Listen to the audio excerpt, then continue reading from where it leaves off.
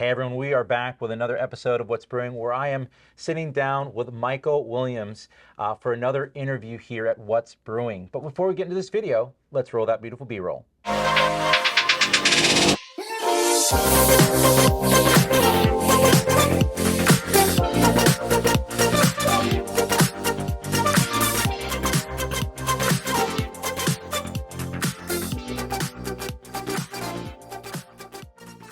Michael, thank you so much for joining us. Well, thanks for having me. I certainly appreciate it. Now, for those who might not know you back at home, tell them a little bit about yourself.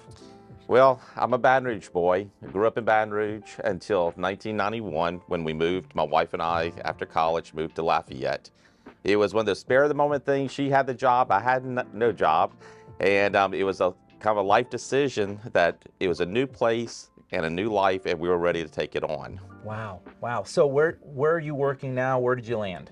Well, back in 1991, I started in the car dealerships, managing car dealerships locally for about 10 years. Life change came, and I call my career now my second career, which is banking. Never thought I'd be a banker. It just kind of happened that way. And so now I am a vice president of commercial banking and business banking, which is at Hancock Whitney Bank locally here in Lafayette in River Ranch. Right. Now, that's awesome. You know, I can only imagine that working, especially with car dealerships and even in the banking, you have to be really good with people. You have to, especially in the car dealerships, you have to, realize how to relate to people. Yes. From A to Z all the way through from young to elderly. And it really gave me a great basis for banking because it makes you understand people and the way people are and what people expect of you, representing a product or a service. And I know here in South Louisiana, those people skills is really, it's that customer experience that really drives people to go to a specific bank, over another. It does. Banking should be about relationships, not about, checks or how you make deposits. It should be about people, processes, and their products. And that's what people should look for because it is a face, it's a name, it's a phone number that you can call and know who you're talking to. Absolutely. At least 5 days a week. Yep. The other 2 days, you never know. You may catch me, you may not catch me on a right. Saturday, Sunday, but. Yeah. So what does it look like for you on a regular, like what's your day-to-day look like? What are you doing? What are you having to handle? Well, the great part about my job, and I'm kind of biased when it comes to being a business banker or a commercial banker, because I think I have the best job in the world because I get to interact with people that are excited about creating something new or taking something that's already established and moving it forward. So I see that first time wannabe business owner come to me and they said, Mike, I had the best idea in the world. And that's when we start taking it, asking who, what, when, why, and how. Yeah. What is it about? How are you going to do it? How are you going to provide for it? How are you going to sell your services? And not only are they excited, but it makes me excited as a banker because I see the enthusiasm they have and the passion they have.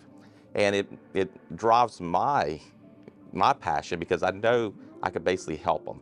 If I can't help them financially, maybe with loans at this stage, I could help them along the pathway by giving them referrals to other people outside of our bank. Absolutely. And that's people like Lafayette Economic Development, LEDA, SBDC, Small Business Development Center, all these people that are around Lafayette that will help you for free, for no charge. It's just time. Yeah. And that's what's great about being a banker is because we have all those little stair steps.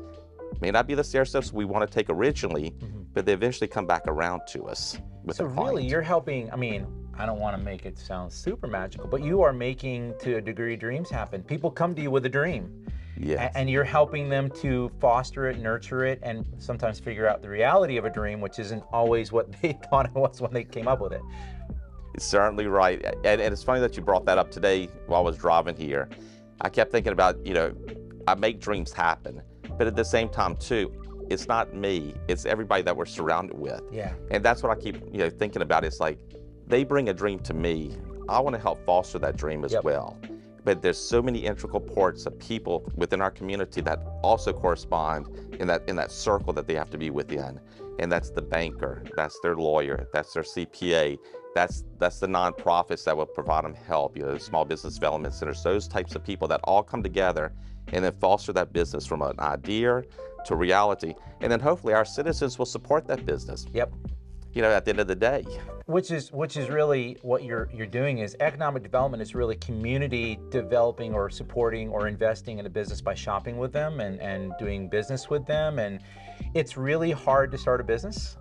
As a small business owner, I appreciate that very much, and really appreciate folks like you who are being a resource, obviously someone who can enable someone's dream, to coach them, and then again point them in the right direction. Because I'm sure a lot of folks, better than I would, are coming to you who don't realize all the resource they have. Correct. And it's exciting to hear that you're opening up their mind and opening up their view of the world and seeing there's a lot to do, but they're not alone. There's folks that are there to help them.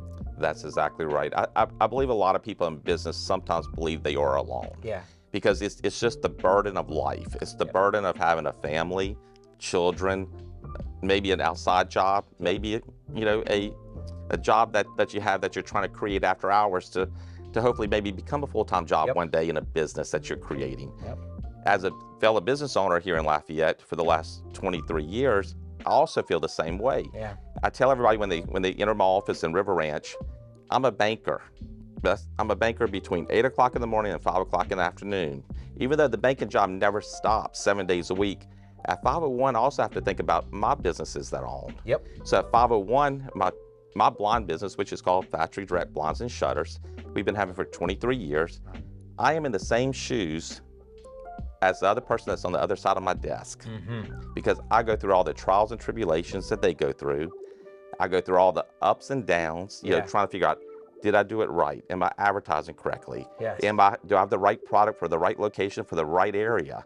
It's all those things. Did I do well on my last job site? Did the people like me? Did they not like me? Did they like my product? All those things go through us as business owners, and we always kind of rethink and see how can we do it better? How can we do more of it? And I think, as a business owner, I think they relate to me because I can relate to them. I'm not somebody giving directions only. Yeah, exactly. Like, you're not an armchair quarterback. You're very much in the trenches with them, giving the kind of advice that you would need to hear to be successful. That's what I'm hoping for. Well, we love that. That's what I'm hoping for. Well, that's it for our time for this interview, but would you be willing to come back for a second interview? I am ready for the second. Perfect. Well, it was so good hearing from you, and I'm looking forward to the next interview. Me too. Thanks so much. Well, that's it for this episode. Really inspiring hearing from an entrepreneur who's helping entrepreneurs succeed here in Acadiana. If you enjoy this content, do me a favor, hit that like button, crush the subscribe button, and ring the notification bell to stay up to date with everything we're producing. As always, we hope you're doing well. We hope you're staying safe. We'll see you in the next one.